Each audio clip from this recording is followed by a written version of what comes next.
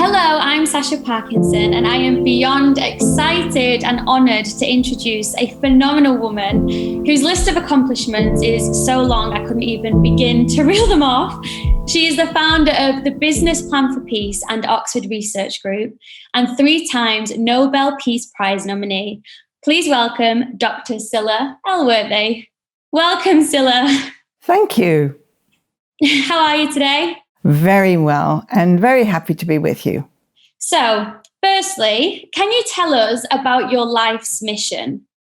I can give you a very short answer to that, Sasha. The short answer is to help people stop killing each other. And I've known that since I was 13. I really had no choice. Okay, well, secondly, can you tell us about your new program, The Mighty Heart, and how it can help people on their journey towards finding and creating peace?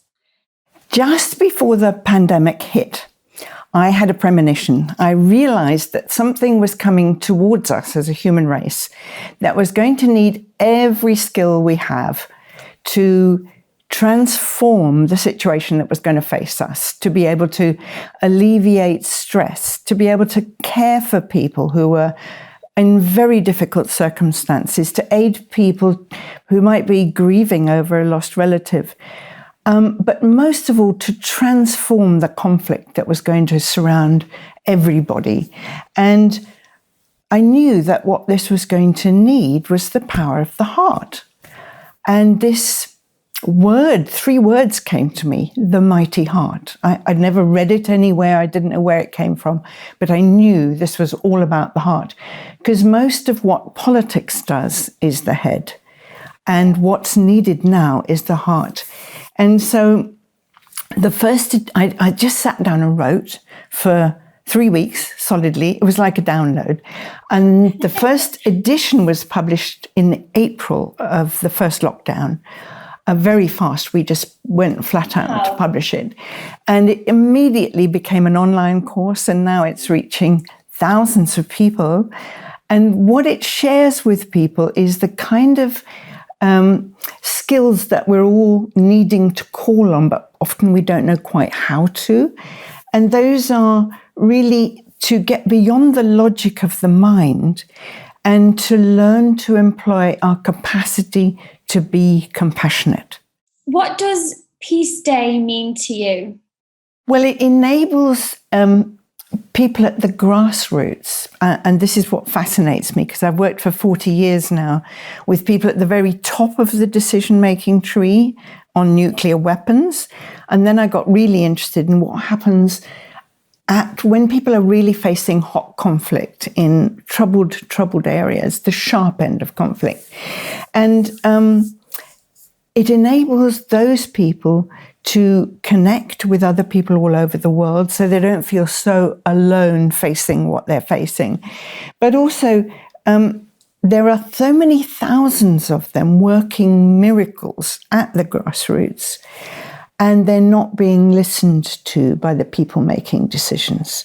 That's one of the problems. And I think Peace Day this year is incredibly timely, because after the chaos of Afghanistan, we need to examine how badly we made decisions, how we didn't have the intelligence, literal intelligence that we needed. And so 20 years of war in that country has yielded nothing, given what's happened and the chaos that has ensued. So now is the time, if there ever was a time, when we need to recognize and use the skills that locally led peace builders know, back to front, because they use them every day. Why do you think it's important that we stand together as one, united in the massive efforts underway for a more peaceful and sustainable world? Well, the key element in all this is listening. I mentioned listening before, but here I mean that those making policies have to listen to what's going on the ground. If our policymakers had tuned in to what women were saying in Afghanistan, months ago, years ago, we would be far better prepared and not caught in this terrible chaos. So what is important above all is using organizations like Peace Direct, which I founded in 2002, which now works with 1,800 locally led peace initiatives, and they've got their finger on the pulse. They know what's happening. But unfortunately, the military commanders, the intelligence people didn't pay attention. And now is the time when we have to, as Peace One Day, we have to convince not just the military, but the arms industry that it has to work differently.